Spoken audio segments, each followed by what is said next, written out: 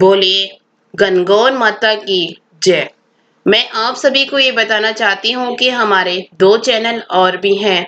मधुर भजन और आरती के लिए मन राखियो और डेली जनरल नॉलेज की क्वेश्चंस के लिए लर्निंग बाय डूइंग। इन दोनों के लिंक डिस्क्रिप्शन बॉक्स में दे दिए हैं, एक बार आप जाकर देखिएगा जरूर।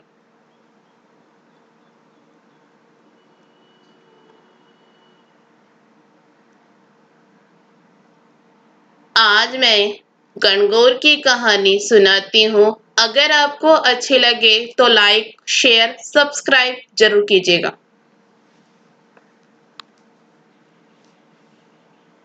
एक समय की बात है जब भगवान शंकर नारद और पार्वती को साथ में लेकर पृथ्वी पर घूमने फिरने चल दिए। भ्रमण करते हुए वह तीनों एक गांव में जा पहुंचे। उस दिन चैत्र मास की शुक्ल तृतीया थी। गांव के लोगों को जब शंकर जी के आने की सूचना मिली तो धनी स्त्रियां उनके पूजनार्थ नाना प्रकार के रुचिकर भोजन बनाने में लग गई। इसी कारण से उन धनी स्त्रियों को काफी देर हो गई। दूसरी ओर निर्धन घर की स्त्रियों ने जैसी बैठी थी वैसे ही थाल में हल्दी चावल जल ले जाकर शिव और पार्वती की पूजा अर्चना की। अपार श्रद्धा भक्ति में देखकर उन स्त्रियों को पार्वती ने पहचाना तथा उनकी भक्ति पूर्वक दी गई वस्तुओं को स्वीकार भी किया और उन सब के ऊपर सुहाग रूपी हल्दी छिड़क दी। इस प्रकार मातेश्वरी गौरी माँ से आशीर्वाद तथा मंगल कामनाएं प्राप्त कर वे स्त्रियां अपने अपने घर चली गई।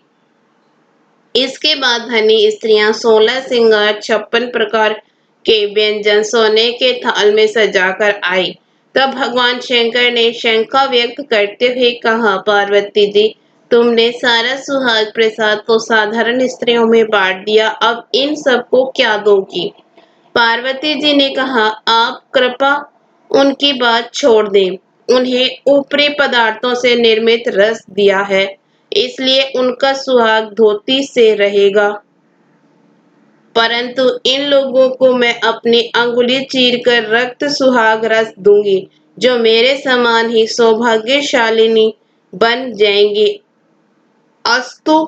जब धनी स्त्रियां शिव और पार्वती का पूजन कर चुकी तो पार्वती ने अपनी अंगुली चीरकर उसके रक्त को उनके ऊपर छिड़क दिया और कहा, तुम सब वस्त्राभरणों का परित्याग कर माया मोह से रहित हो तथा तन मन धन से पति सेवा करना तथा प्रणाम करके कुलीन स्त्रियां भी अपने अपने घर लौट आई तथा पति परायणा बन गई। छिड़का खून जिसके ऊपर जैसे पड़ा था उसने वैसे ही सौभाग्य प्राप्त किया। इसके पश्चात पार्वती जी ने पति की आज्ञा से नदी में जाकर स्नान किया, बालों का महादेव बनाकर पूजन किया, भोग लगाया और परिदक्षिणा करके 2 कणों का प्रसाद खाकर पार्वती ने मस्तक पर टीका लगाया। उसी समय उस पार्थिव लिंग से शिवजी प्रकट हुए तथा पार्वती को वरदान दिया, आज के दिन जो भी स्त्री मेरी पूजा और तुम्हारा व्रत करेगी उनके पति चिरंजीव रहेंगे तथा अंत में उन्हें मोक्ष मिलेगा। भगवान शिव यह वरदान देकर अंतर्ध्यान हो गए। इसके बाद पार्वती जी नदी तट से चलकर उस स्थान पर आई जहां पर वह पतिदेव और ऋषि नारद को छोड़कर गई थी। शिव ने विलंब का कारण पूछा तो इस पर पार्वती ने उत्तर दिया, मेरे भाई भाभी नदी के किनारे मिल गए थे। उन्होंने मुझसे दूध भात खाने तथा ठहरने का आग्रह किया, इसी कारण से मुझे आने में देर लग गई। ऐसा सुनकर अंतर्यामी भगवान शिव स्वयं दूध भात खाने के लिए चल दिए। पार्वती जी ने जब यह जाना कि अब तो पोल खुल जाएगी, तब वह अधीर होकर पति से प्रार्थना करती हुई शंकर जी के पीछे पीछे चल पड़ी। पार्वती जी ने जब नदी की ओर देखा तो पाया कि एक सुंदर सा महल बना हुआ है, उसमें पार्वती के भाई भाभी विद्यमान थे। ये दो लोग जब वहां पहुंचे तो उन लोगों ने उनका सप्रेम स्वागत सत्कार किया। 2 दिन तक तीनों लोगों ने उनका आतिथ्य स्वीकार किया। तीसरे दिन सुबह पार्वती के द्वारा चलने के आग्रह को ठुकरा दिया। इससे देवी काफी नाराज हुई और अकेली ही चल पड़ी। मजबूर होकर महादेव को उनका अनुसरण करना पड़ा। नारद भी साथ में थे। तीनों व्यक्ति चलते चलते काफी दूर निकल आए। शाम होने पर शिवजी ने बहाना बनाया कि मैं तो तुम्हारे मायके में अपनी माला ही भूल आया। इस पर पार्वती माला लाने को तैयार हुई, किंतु शिवजी की आज्ञा से न जा सकी। नारद जी ने वहां गए।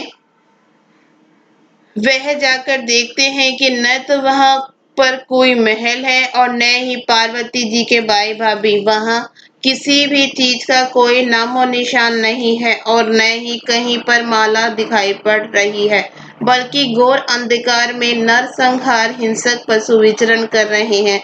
इस अंधकारपूर्ण भयावह वातावरण को देखकर नारद बहुत ही चकित हुए। अचानक बिजली चमकने की चमक से वृक्ष पर टंगी हुई माला नारद जी को दिखाई पड़ी। वह भयभीत होकर जल्दी ही शिवजी के पास पहुंचे और उन्हें सारा वृतांत कह सुनाया। इस प्रसंग को सुनकर हंसते हुए शिवजी ने नारद से उसका आदि मूल कारण बताया। हे मुने, आपने जो कुछ भी दृश्य देखा वह सब पार्वती की अनोखी माया का प्रतिफल है। वे अपने पार्थिव पूजन की बात को आपसे गुप्त रखना चाहती थी, इसलिए उन्होंने झूठा बहाना बनाया था। फिर उस असत्य को सत्य करने के लिए उन्होंने अपने पतिव्रत धर्म की शक्ति से झूठे महल की रचना की।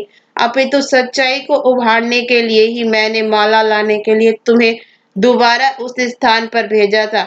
ऐसा जानकर महर्षि नारद ने माता पार्वती के पतिव्रत प्रभाव से उत्पन्न घटना की मुक्त कंठ से प्रशंसा की।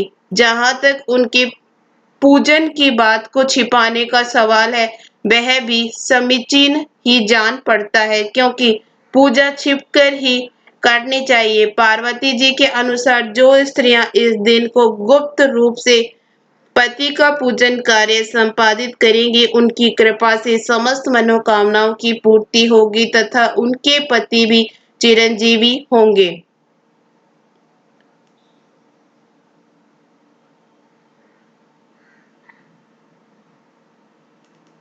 बोलिए गणगौर माता की जय।